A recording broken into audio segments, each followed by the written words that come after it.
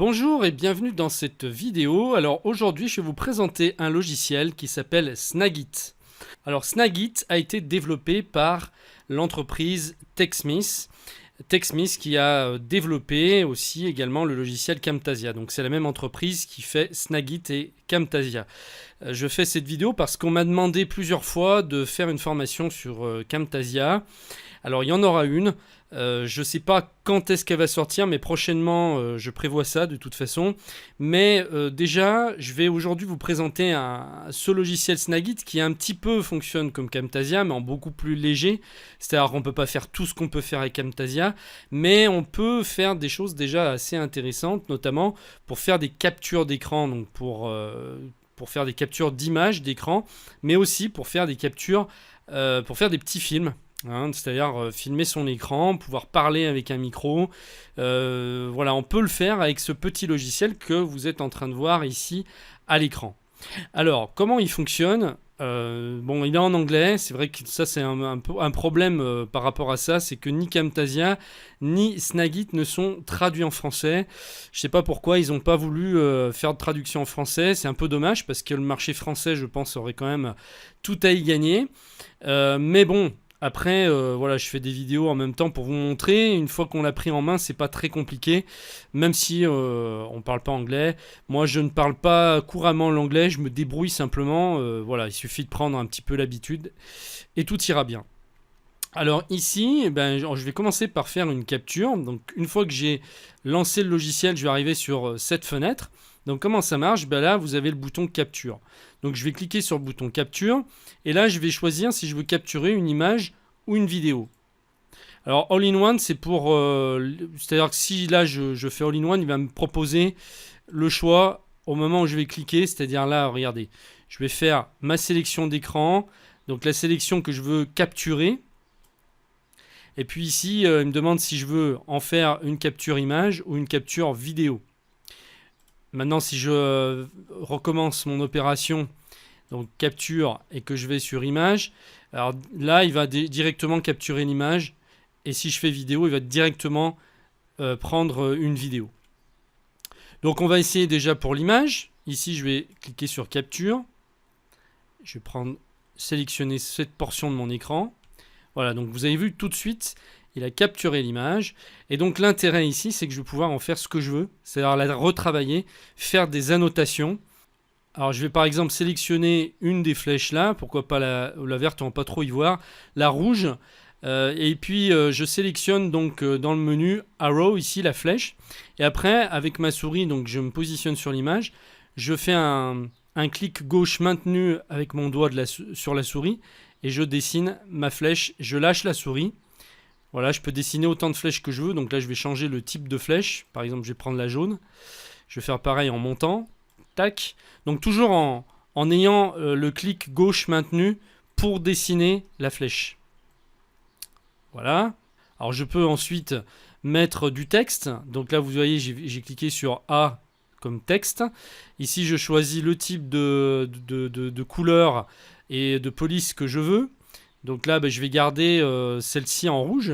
Et là, je vais faire un petit cadre. Voilà, toujours en maintenant mon clic gauche maintenu pour définir la zone. Et là, j'écris mon texte.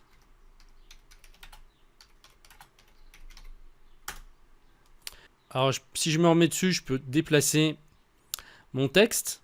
Je peux déplacer comme ça tous les éléments. Pareil, si je me remets sur les flèches, je vais pouvoir comme ça déplacer mes flèches. Alors ensuite, je peux faire ici des bulles de commentaires. Donc si je veux mettre des commentaires sur une photo que je viens de prendre, une capture d'écran que je viens de prendre, donc toujours en écrivant du texte. Alors une fois qu'on a tout annoté, donc ça va sauvegarder automatiquement en fait votre image dans une librairie. Vous pourrez revenir dessus quand vous voulez. Une fois que vous avez travaillé dessus, c'est sauvegardé automatiquement. Vous pouvez faire autant de captures. Elles vont toutes se rajouter ici. Vous pouvez revenir plus tard, y retravailler. Donc là, je vais revenir sur l'éditeur. Et si je veux ensuite donc exporter donc cette image que je viens d'annoter, eh bien, j'ai plus qu'à cliquer ici sur Share. Et puis, je vais sélectionner File comme fichier. et je vais l'enregistrer en tant que fichier PNG dans un dossier de mon choix sur mon disque dur. Donc là, je vais le faire dans Documents. Alors on était déjà dans Documents, Snagit. Là, je vais aller dans Snagit. Et puis, je vais l'appeler Test. Enregistrer. Voilà.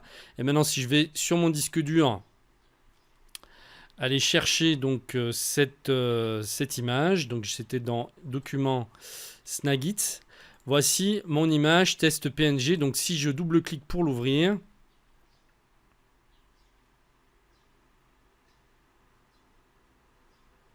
voilà, on voit que toutes mes annotations ont été sauvegardées. Tout le travail que j'ai effectué sur l'image a été sauvegardé. Donc c'est un outil qui sert principalement à expliquer des choses très rapidement, très facilement et à faire des tutoriaux. Par exemple, si vous faites des guides explicatifs ou vous avez l'habitude de faire des fichiers PDF, vous travaillez au sein d'une entreprise par exemple pour expliquer des choses, c'est vraiment le logiciel parfait.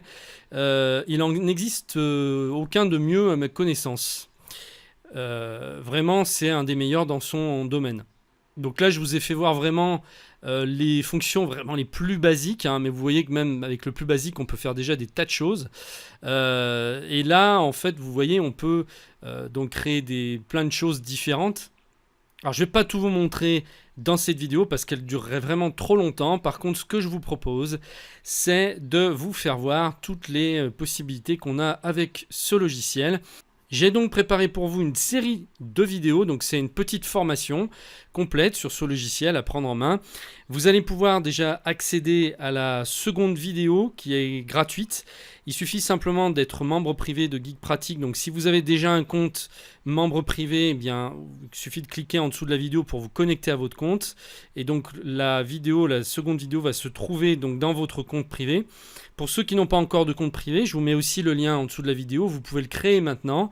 Donc dans cette seconde vidéo, je vous fais voir comment on peut filmer carrément, filmer comme avec Camtasia. Alors évidemment, on ne pourra pas faire autant de choses qu'avec Camtasia, mais on peut déjà faire des films, des captures d'écran filmées. On peut même se filmer soi-même avec la webcam. Donc je vous montre tout ça dans cette seconde vidéo.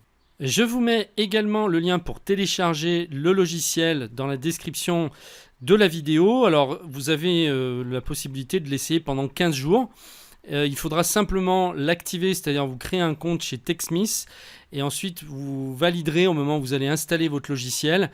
Alors si c'est un petit peu complexe et que vous n'y arrivez pas, j'ai prévu donc dans la formation complète pour les membres premium, j'explique comment faire pour justement installer et débloquer, qu'on puisse essayer le logiciel pendant ces 15 jours. Donc je vous retrouve tout de suite pour la première vidéo qui est accessible donc pour tout le monde et la formation complète qui est ensuite accessible pour les membres premium.